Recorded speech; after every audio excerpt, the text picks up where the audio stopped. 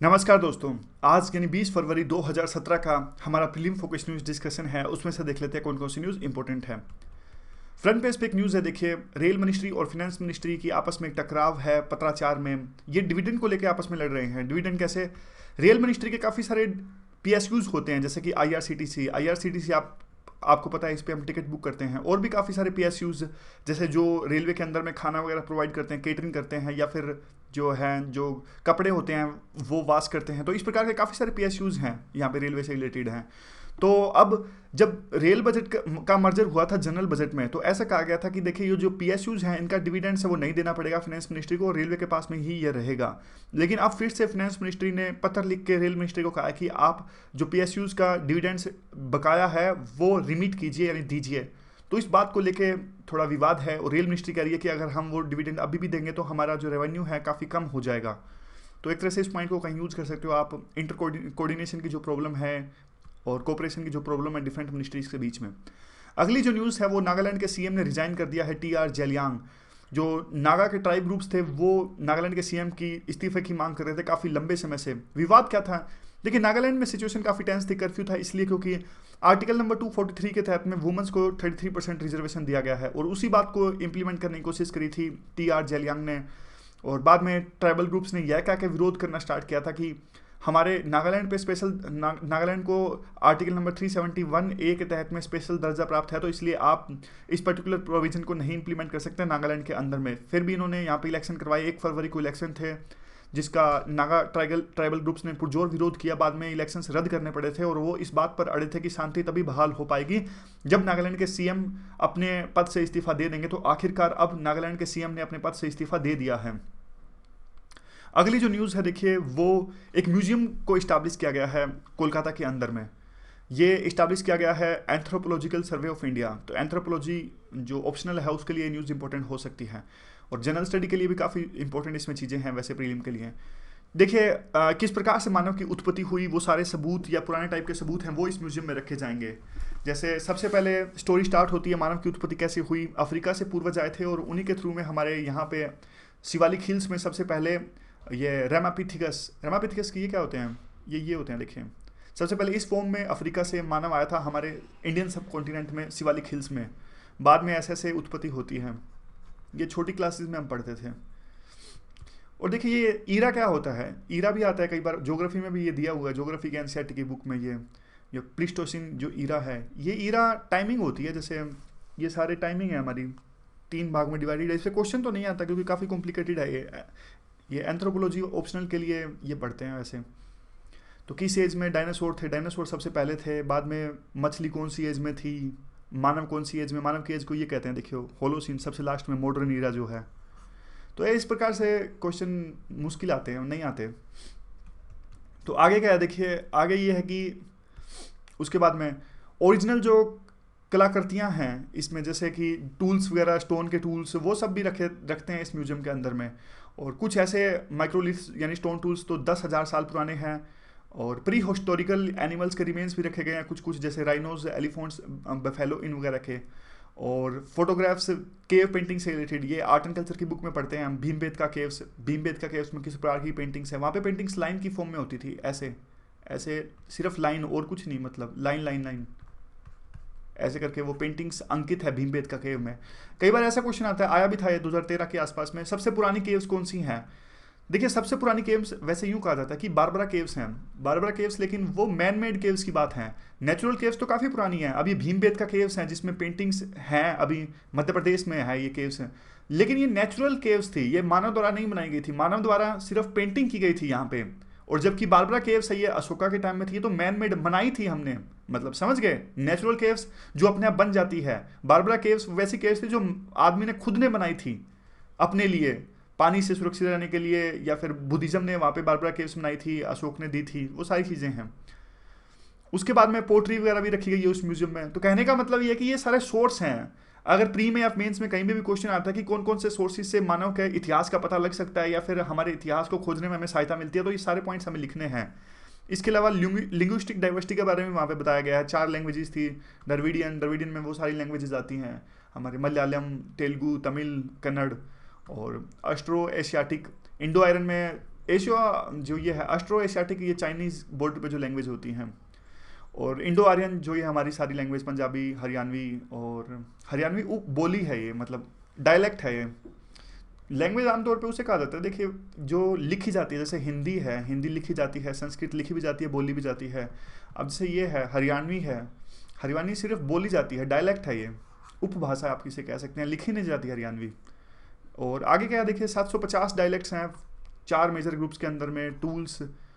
और थोड़ा ये हिंट मिलता है इससे एलिमिनेशन में, अभी आपको थोड़ी सहायता लेनी हो तो देखो किस प्रकार से आप लिंक कर सकते हो चीज़ों को।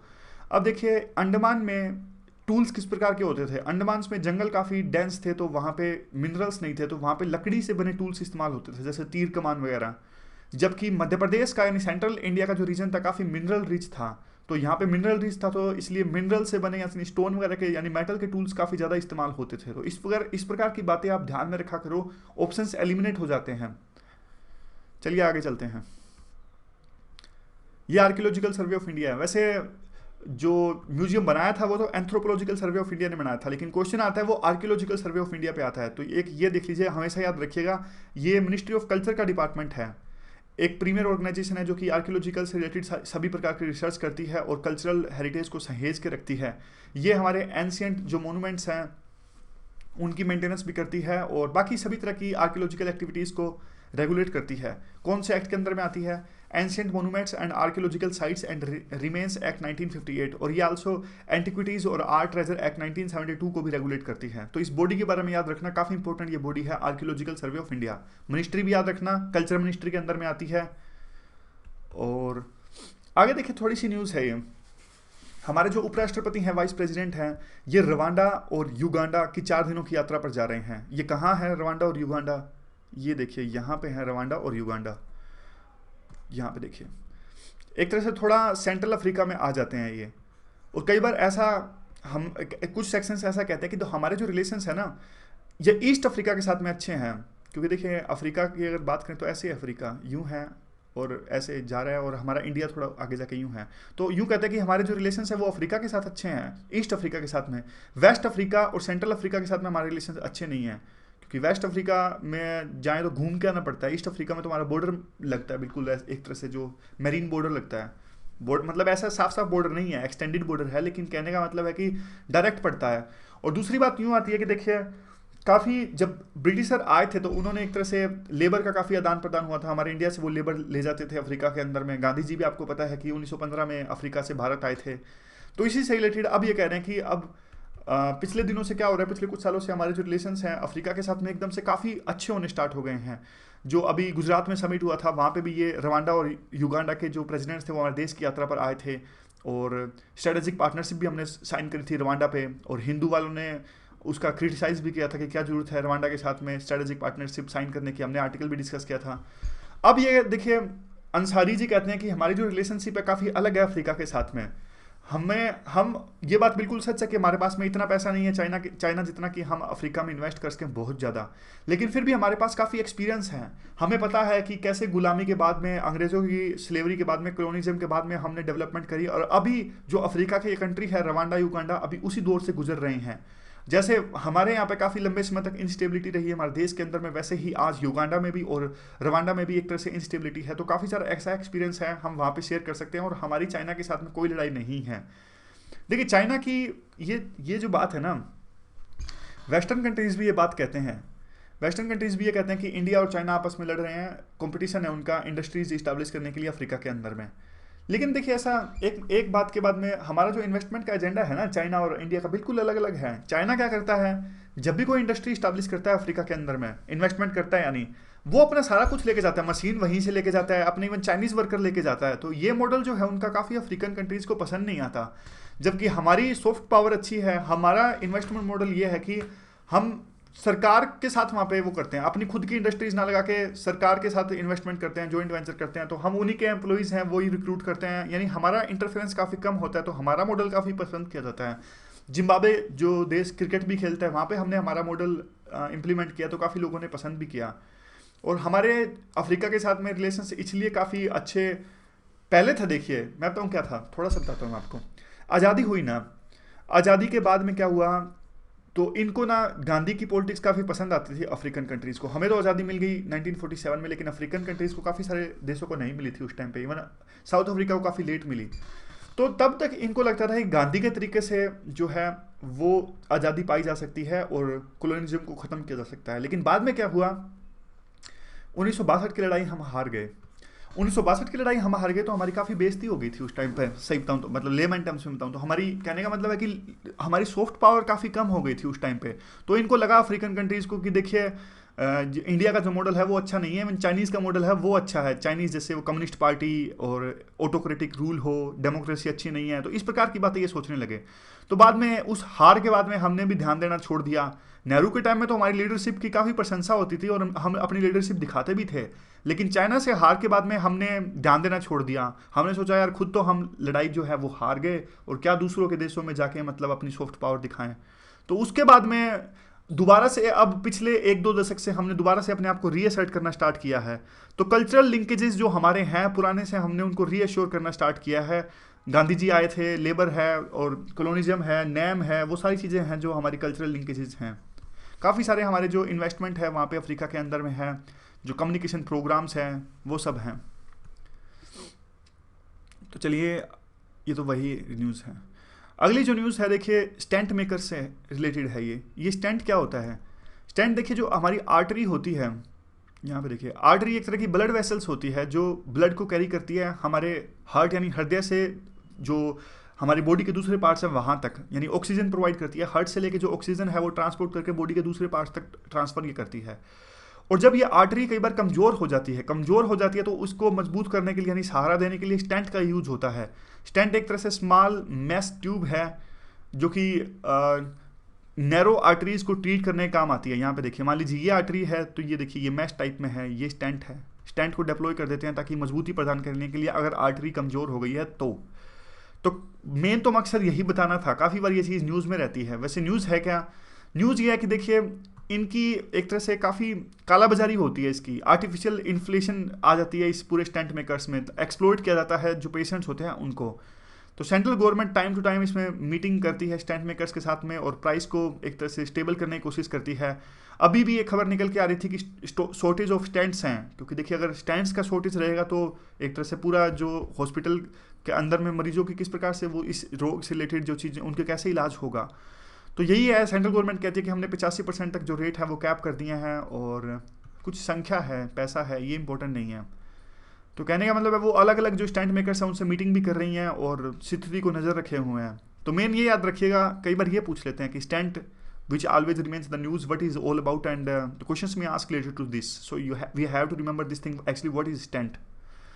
आगे है देखिए जो वेस्टर्न मसूल को लेकर लड़ाई है वो अब आगे चल रही है, यानी दोबारा से मिशन लॉन्च किया है इराक की गवर्नमेंट ने। तो अब ये लड़ाई तो चलती रहती है। देखिए वर्ल्ड पेज पे सारी न्यूज़ ये इसी के रिलेटेड है। ट्रंप ने क्या कहा, मसूल में लड़ाई हो गई, ये लड़ाई झगड़े से न्यूज़ पूछती नहीं है।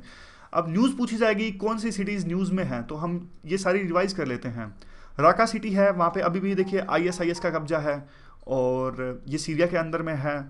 और ये दमास्कस जो है ये तो सीरिया की जो राजधानी है वो है। और उसके अलावा जो न्यूज़ में है वो मसूल, जहाँ पे इराक की ये सिटी है, लड़ाई चल रही है यहाँ पे मसूल।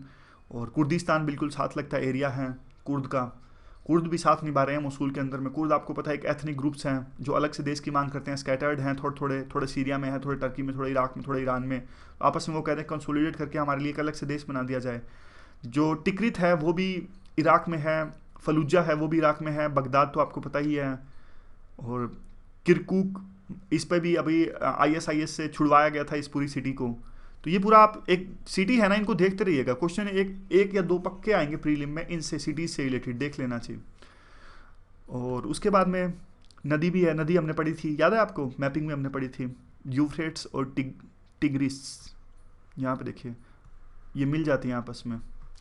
और देखिए जो मैपिंग की आप रिवीजन की बात कह रहे थे, रिवीजन की देखिए अलग से नहीं बन सकती, इनके जो लेक्चर्स हैं अलग से कैसे बनेंगे। अब ये ना तो इनकी स्लाइड्स हैं ना इनके कुछ है। हम एक काम ये कर सकते हैं, किसी दिन संडे को पूरी की पूरी मैपिंग रिवाइज कर दें, लेकिन इस तरह के मैप से नहीं, एक हम लेंगे ब्लैंक मैप।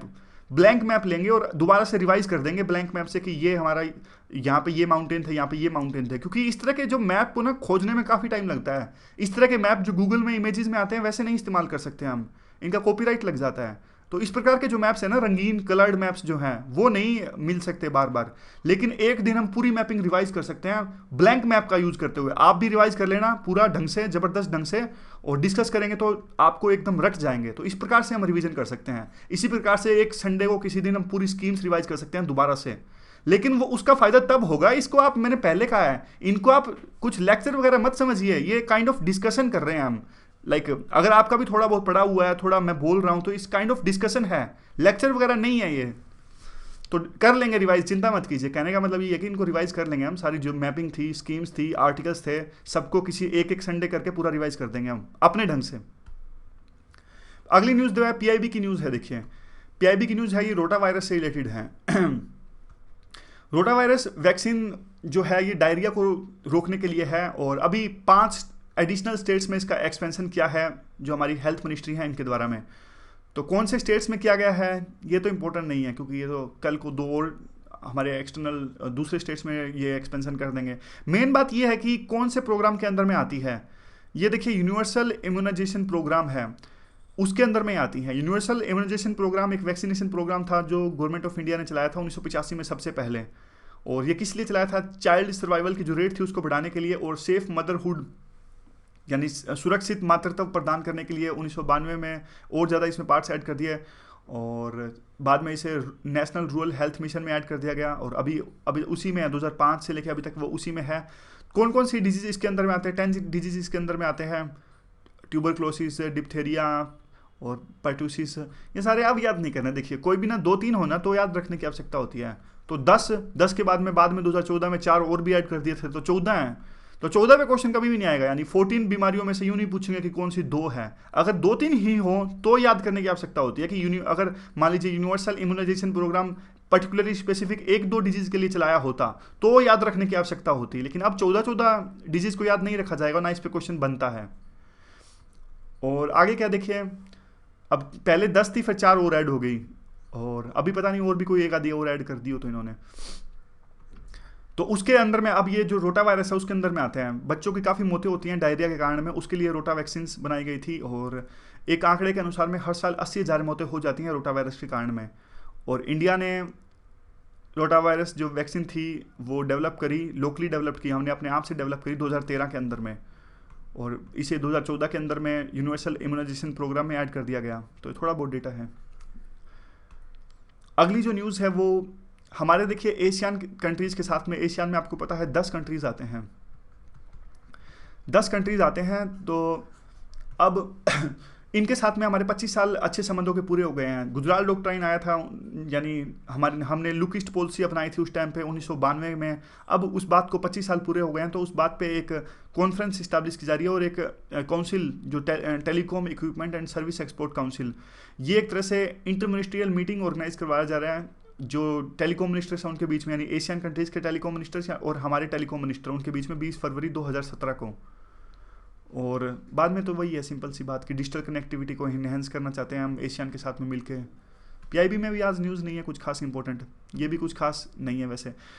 जो नेशनल डैम सेफ्टी कॉन्फ्रेंस है वो ऑर्गेनाइज किया है सेंट्रल वाटर कमीशन ने, किसके साथ मिलके? उत्तराखंड जल विद्युत निगम और IIT रुड़की, और ये दोनों मिलके। तो इन्होंने किया, इस कॉन्फ्रेंस में क्या हुआ देखिए, डैम सेफ्टी रिहेबिलिटेशन और कैसे डैम का इम्प्रूवमेंट किया जाए, और कैसे नॉलेज शेयर की जाए, एक्सपीरियंस, इनोवेशन, नोवल टेक्नोलॉजीज़, वो सब मिला के। और काफ़ी सारे स्टेक होल्डर्स ने इसमें पार्टिसिपेट किया, जो भी साइंटिस्ट हैं या फिर गवर्नमेंट के जो ऑफिशियल्स हैं वो सब ने। आज की हमारी इन्वायरमेंट की ऑर्गेनाइजेशन क्या है? आज की हमारी इन्वायरमेंट की ऑर्गेनाइजेशन है वर्ल्ड नेचर ऑर्गेनाइजेशन।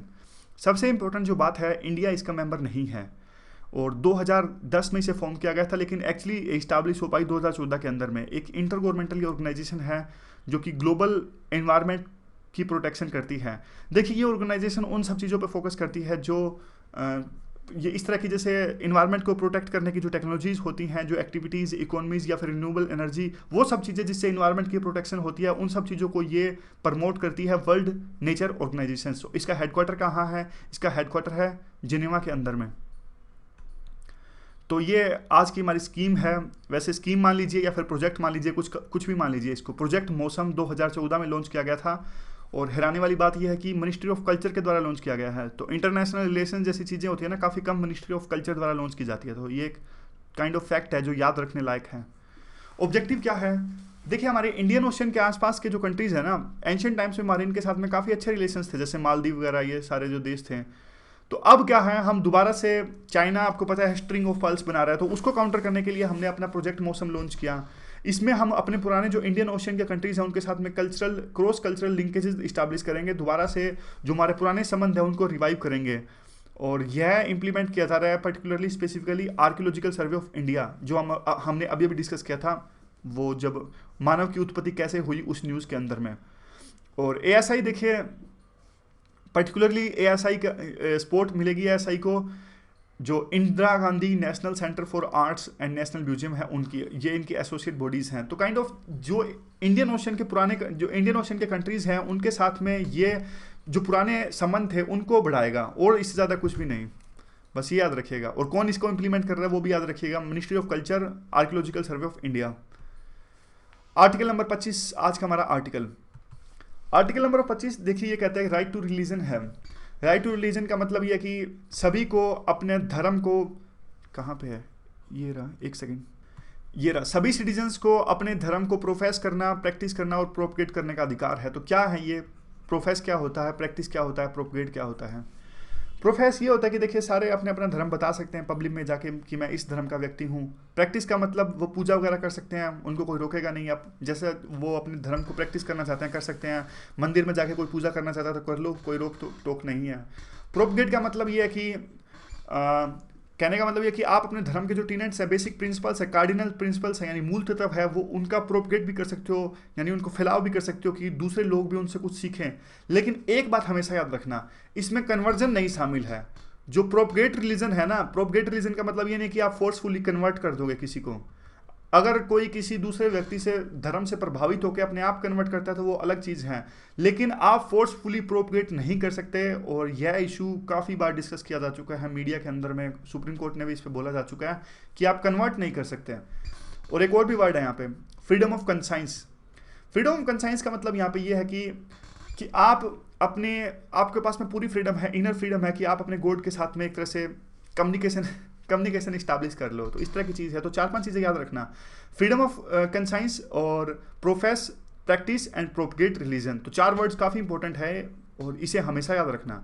अब इसमें ऐसा भी नहीं है, देखिए जो ये है वो बिल्कुल, जो 4 वर्ड्स हमने डिस्कस किए, freedom of conscience, profess, practice and propagate religion, इसमें कुछ एक्सेप्शंस भी हैं। एक्सेप्शंस ऊपर दिए हैं कि जो ये हैं पब्लिक ऑर्डर को ध्यान में रखते हुए, मोरालिटी को ध्यान में रखने हुए, हेल्थ को ध्यान में रखते हुए इन पर रोक लगाई जा सकती है। रोक कैसे लगाई सकती है, मैं आपको एग्जांपल देता हूँ। देखिए, अब देखिए सबको अपना अपना रिलीजन को प्रैक्टिस करने का अधिकार है, लेकिन इसका मतलब ये तो नहीं कि आप आधी रात यानी 12 बजे आप पूरी आवाज़ में लाउड स्पीकर बजाओ।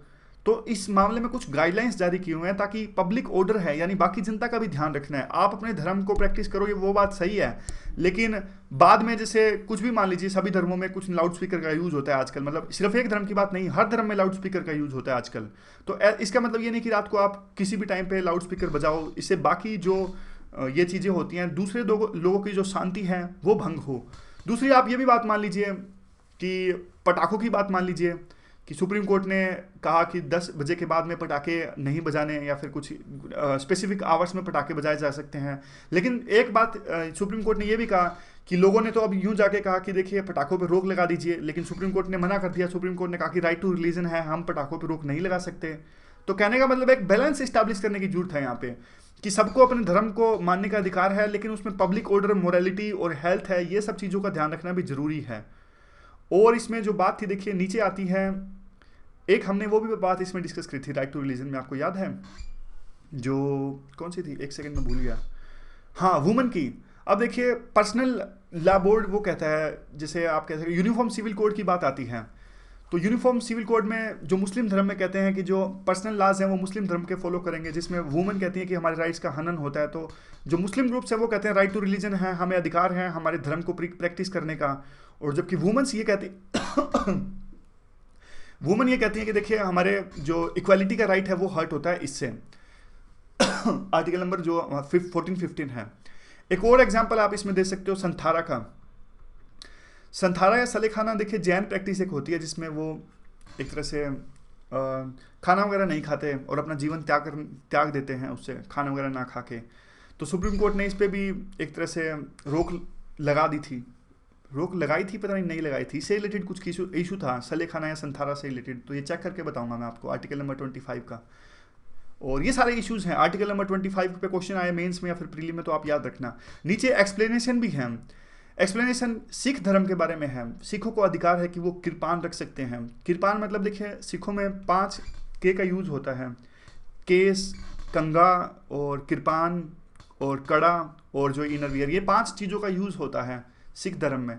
तो आर्टिकल नंबर 25 में साफ साफ लिखा गया है कि सिख जो है वो कृपान है वो अपने साथ रख सकते हैं, और ये राइट टू रिलीजन में आता है आर्टिकल नंबर 25 के हिसाब से। और उसके बाद में एक चीज़ और थी, उसके बाद में एक चीज़ ये है कि देखिए जो इसमें आर्टिकल नंबर 25 के बी में ये लिखा गया है कि जो अगर हिंदुओं को समझने की बात आएगी इस आर्टिकल में, तो हिंदुओं के अंदर में सिख, जैन और बुद्धिस्ट ये सब भी हिंदू के अंदर में आते हैं, वैसे अंदर नहीं आते हैं। मतलब इस बात को आप कॉम्प्रिहेंसिव मत लीजिए, सिर्फ इस आर्टिकल को समझने की बात आई तो सिर्फ उसमें आर्टिकल नंबर 25 बी में लीजिए। ये बात वैसे काफ़ी कंट्रोवर्शियल भी होती है। कंट्रोवर्शियल कैसे होती है देखिए, क्योंकि सिख कहते हैं कि हमें कुछ सेक्शंस, मतलब जब भी ये बातें होती हैं देखिए बिल्कुल मेच्योर की तरह समझना है। देखिए सिख कहते हैं, कुछ सेक्शन सिख के कहते हैं कि हमें हिंदुओं के अंदर में नहीं शामिल होना, हमारी अलग से एक आइडेंटिटी है। और पहले जो था मैरिज एक्ट था वो अब इनका अलग हो गया, आनंद मैरिज एक्ट सिख्स का अलग है और हिंदुओं का अलग है। जो मैरिज एक्ट है वो है हिंदू मैरिज एक्ट 1955, और सिखों का है वो आनंद मैरिज एक्ट। और उसके बाद में अब वही कह रहे हैं कि सिखों की भी अलग से आइडेंटिटी है, तो हिंदुओं के अंदर में कैसे कहा जा सकता है इनको, जो आर्टिकल नंबर 25 बी में लिखा गया है। तो अगला जो हमारा सितंबर का करंट अफेयर है वो निधि से रिलेटेड है। निधि है क्या? ये एक नेशनल इनिशिएटिव है, national initiative for development and harnessing innovations, ये इसकी फुल फॉर्म है। एक अम्ब्रेला प्रोग्राम ये है जो कि चलाया गया है department of science and technology के द्वारा। तो सबसे पहले तो ये याद रखिए साइंस एंड टेक मिनिस्ट्री ने इसे चलाया है। इसमें करते क्या है, इसमें देखिए जो स्टार्टअप्स है उनको सक्सेसफुल बनाने के लिए जो नॉलेज है नर्चर करते हैं, और जो उन स्टार्टअप्स के टेक्नोलॉजिकल ड्रिवन आइडियाज़ हैं उनको बढ़ावा देते हैं, और साइंस एंड टेक्नोलॉजी ऐसा करती है। एक प्रकार से देखिए लाइफ में टेक्नोलॉजी का यूज़ करते हुए सॉल्यूशंस प्रोवाइड करना, उन सब बातों में भी इस निधि में एक तरह से प्रोग्राम में किया जाता है। साइंस एंड टेक मिनिस्ट्री ये करती है, और इस पूरे स्कीम से, निधि स्कीम से जो काफ़ी वेल्थ भी क्रिएट होगी, क्योंकि टेक्नोलॉजी का यूज़ होगा तो जॉब क्रिएशन भी काफ़ी ज़्यादा होगा। तो की स्टेक होल्डर्स कौन कौन है इसमें, सब कुछ है। जब भी ये बात आए की स्टेक होल्डर्स तो सब कुछ लिख देना, सेंट्रल गवर्नमेंट, स्टेट गवर्नमेंट और स्टार्टअप्स वाले लोग, साइंटिस्ट लोग, एनजीओ, ये सारे लिख देना, एंजल इन्वेस्टर्स, वेंचर कैपिटलिस्ट, ये सब कुछ।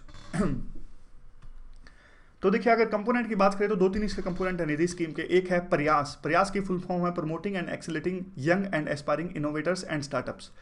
इसमें देखिए जो शुरू के स्टार्टअप्स होते हैं, यानी जिनके आइडिया अच्छे होते हैं, तो उसके लिए science and tech ministry fund provide करती है, ग्रांट देती है 10 लाख तक की, ताकि वो अपने आइडिया को अमल में ला सकें और उसे रियलाइज कर सकें। उसके अलावा सीड सपोर्ट सिस्टम भी मिलता है, 1 करोड़ का एक स्टार्टअप के हिसाब से सीड सपोर्ट सिस्टम है, और ताकि उनको बिजनेस इंक्यूबेटर्स यानी मेंटर्स भी प्रोवाइड किए जाते हैं। तो इस पूरी स्कीम में एक तरह से पूरी एलोकेशन टाइप में काफ़ी एनहेंसमेंट हुई है, 450% का इंक्रीज हो गया एलोकेशन में इस काम के लिए।